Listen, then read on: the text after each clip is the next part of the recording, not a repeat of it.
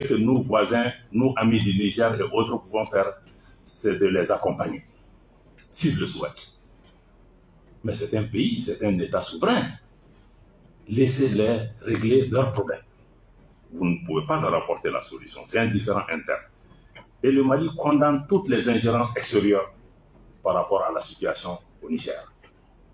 Toutes les ingérences qui sont d'ailleurs à la base des problèmes qu'on connaît actuellement au niveau du Niger. Et nous mettons en garde, parce que ceux qui aujourd'hui essaient de promouvoir une agression, parce que ce n'est pas une question de dire qu'on va faire une intervention chirurgicale, ça va durer 3 jours. Non, c'est une agression, c'est une invasion d'un pays souverain. On a vu l'invasion, l'agression de l'OTAN en Libye, c'est que ça. Mais ceux qui ont agressé la Libye, ce n'est pas eux qui ont des problèmes, c'est nous qui avons des problèmes. Et ils sont partis. S'ils attaquent le Niger aussi, nous, on va vivre ça ici. Certains nous disent, oui, mais il faut vous occuper de vos problèmes, le Niger. Non. Le problème libyen, là, n'est pas devenu le problème malien. Tu peux t'asseoir, tu dis que tu regardes, ça ne me concerne pas jusqu'à ce que le feu arrive à ta maison. Non.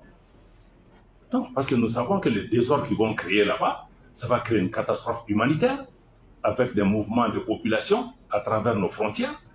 Déjà, avec un embargo inhumain, je n'ai jamais vu ça, fermer hermétiquement un pays, la nourriture, les médicaments, rien n'entre. Et ce sont ces pays qui disent qu'ils sont là pour promouvoir les droits de l'homme. Est-ce que c'est la population du Niger qui a quelque chose à voir dans ça? Non, c'est... Bon, donc la Libye est un exemple. On ne veut pas d'une deuxième Libye. Voilà. Maintenant, se mettre sous couvert démocratie, tout ce qu'on veut, je crois que vraiment, c'est pas ça. C'est ce que nous dénonçons, même pour ceux qui disent qu'ils sont en train de défendre la démocratie.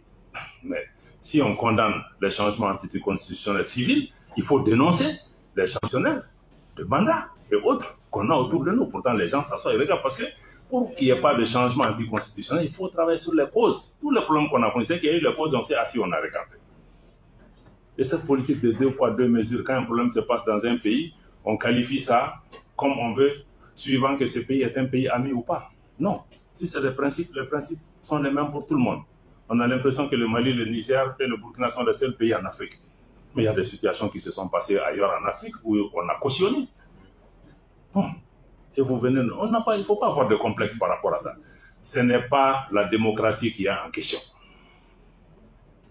Ce n'est pas la démocratie qui ne vient pas. On est tous engagés pour la démocratie, on vient de changer la constitution, on va à l'engagement. Mais ce n'est pas ce qu'ils cherchent. Parce que même dans la démocratie, il veut qu'ils viennent des gens qui leur sont favorables. En fait, c'est ça la question. La démocratie, c'est que si j'ai quelqu'un que je contrôle qui est là, c'est un démocrate. Voilà. Ça ne tient pas. Et ce qui est aussi à la cause des situations actuelles, c'est qu'il n'y a pas de solidarité. Ces pays qui viennent aujourd'hui, qui donnent des leçons au Niger, au Mali, etc. Mais est-ce qu'ils nous ont amené un seul Kalachnikov pour nous battre? Non. La CEDEAO s'élève, on a force en attente, on est en train d'activer. On se dit, ah bon, tout ce temps-là, vous avez une force. Pendant 10 ans, nos gens sont morts, les terroristes nous ont attaqués. On n'a jamais vu un sommet pour dire que oui, on va envoyer 1000 hommes au Mali pour se battre contre les terroristes. Maintenant que vous avez un des vôtres qui est entre les mains des militaires, vous vous réveillez et puis tout de suite, vous avez une force. Quel message ça envoie aux populations africaines? Est-ce que c'est leur vie qui est importante? Ou c'est autre chose? Ou c'est d'autres jeux? Ou c'est d'autres qui ont besoin de la CEDEAO pour faire le sale boulot pour eux? Donc c'est pourquoi le Mali, nous, on a été absolument clair. On n'est pas d'accord.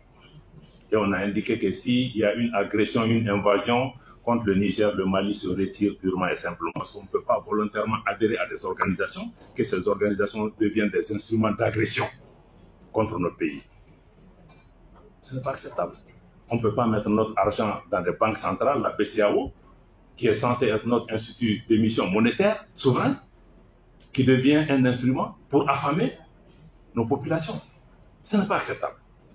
Je crois que c'est toutes ces questions aujourd'hui que nous avons en tête. Et dernier point que je vais évoquer par rapport vraiment à l'action diplomatique que nous voulons, c'est la notion de diplomatie culturelle. Nous tenons beaucoup à ce concept parce que je l'ai indiqué au début, parce que la culture, c'est d'abord l'affirmation de notre identité.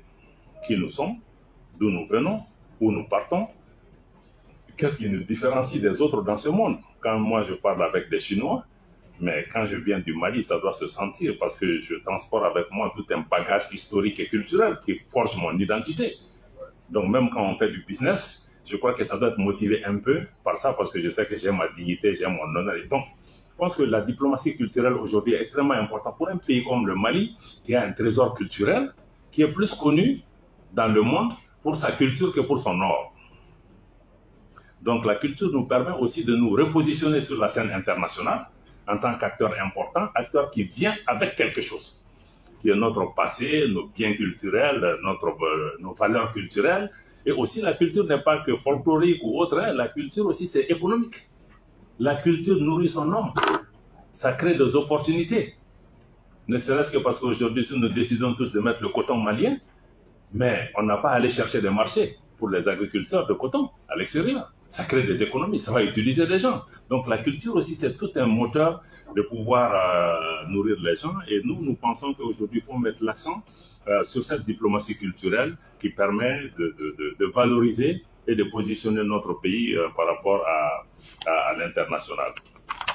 En guise de conclusion, je veux dire qu'il est important en tout cas de retenir que, comme vous l'avez noté dans ma présentation, que le visage de l'action diplomatique malienne a fondamentalement changé pendant cette période de transition, même si les socles et les principes sur lesquels sont bâtis notre diplomatie sont restés les mêmes. Naturellement, nous avons une diplomatie qui a évolué vers une diplomatie d'anticipation, parce qu'il y a beaucoup de choses qui nous sont arrivées aussi, mais ce n'est pas parce qu'on a attendu que ça arrive.